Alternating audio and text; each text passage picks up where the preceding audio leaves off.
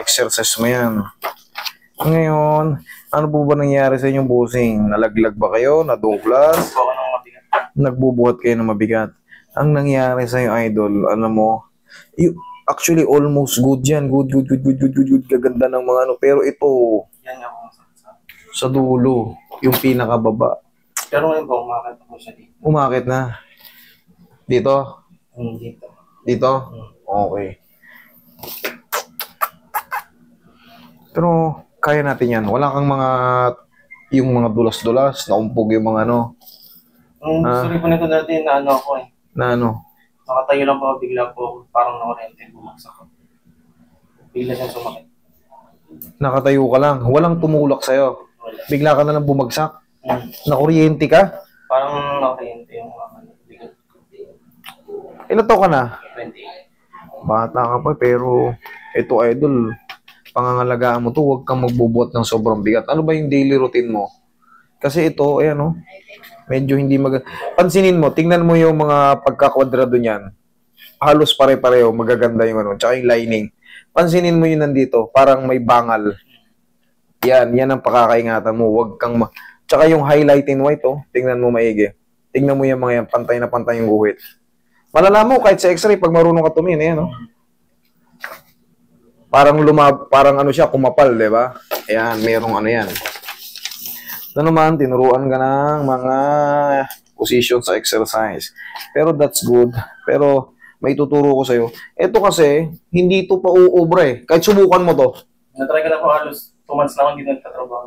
Oh, hindi ka pa rin umubra. Ibig sabihin, hindi pa rin nag-improve.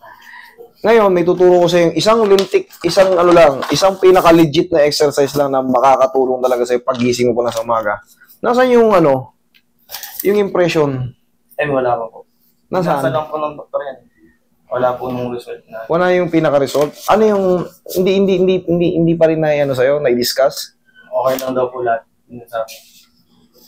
Ilang buwan ka na bang hindi nagtatrabaho? Ano bang nararamdaman mo talaga? Sakit po siya, continuous yung sakit. Continuous yung sakit. O ba't sabi good ka?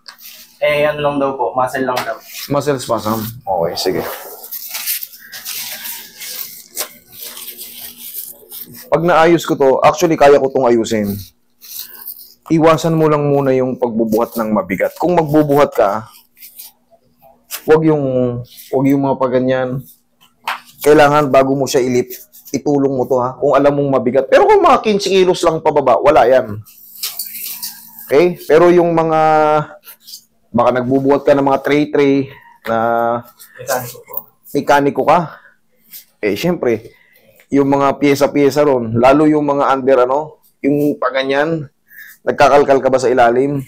Isa rin yun sa mga napakahirap eh. Pag masakit yung balakang mo, dukwang ng higpit ka na higpit problema yung pala ni sir, routine. Maglalagay ka na lang ng bracer kahit hindi masakit kung nasa parang parang gilder lang, relax lang. Pero bata ka pa makaka-recover pa yan. Iwasan lang muna yung sobrang bibigat, yun lang. Maayos natin yan. Tsaka yung pagising sa umaga. Yan. Tama naman yan, pero mas mauna yung sa akin. Higa kang patagilid. Dito na. Tagilid ka lang.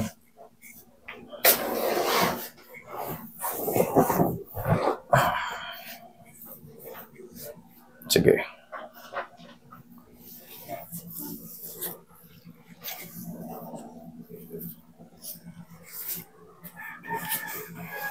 Relax lang kung lalabanan. Okay. One more. Another pectus. Kabilang side.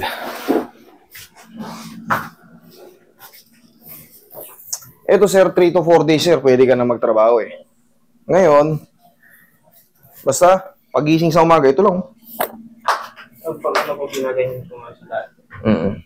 Yun lang. Relax lang. Oh, sarap yan. Dapa.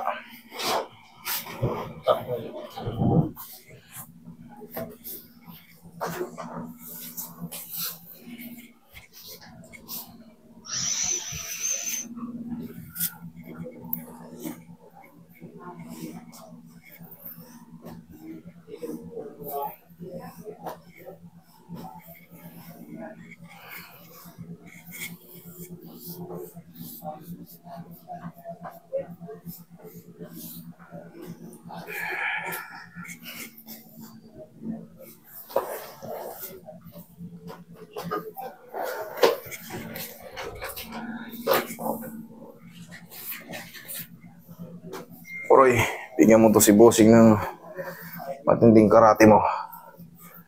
Okay ka lang dyan, sir? Oh, dyan ka lang.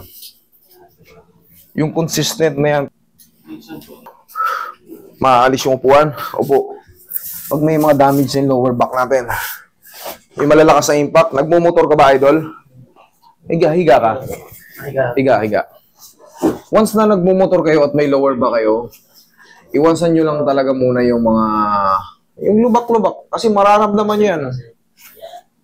Nararamdaman mo ba yung idol pag nalulubak ka? Masakit nga po siya. Correct. Yun ang ano nyo, i-avoid nyo. Pwede naman kayo magmotor, pero pag alam nyo lubak-lubak yung daan, kalma-kalma rin. Iwasan nyo at dahan-dahan lang. Inhale. Exhale.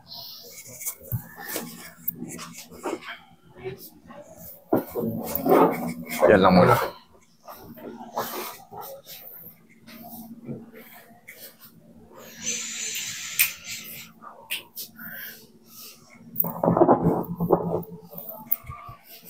Pag inangat ko to, idol. Sakit. Wala. Yan, sagad. Wala. Very good. Sana ito ganun din. Yan. Wala. Bahagyang bahagya. Yan. Ayos lang. Thank you. Upo ka. Pag ganun. Ano sa tingin mo? Nagbago na? Ha? Anong pakaramdam mo? Mainit lang po yung parang nawala naman po yung dito. Okay. Sige. Yang nararamdaman mong init, sapaw yan. Yan ang tulong ng... Kung may mababasa kayo, palagi may nakalagay due to muscle spasm. Ano ba yung muscle spasm? Yan yung kinecreate ng mga lamig-lamig. So pag pinahira natin na mainit yan, sising o yung mga lamig-lamig yan. Tapos yung massage ang makakapag-break ng mga stiff muscle, combination yun. Napakaganda ng pakiramdam nyo. Tapos, pagising sa umaga, sir, ito na yun, yung tinuturo ko. Tayo. Kailangan ma-perfect mo to. Parang tutuhurin mo yung mukha mo. Ikaw nga. Yun, kabilang side.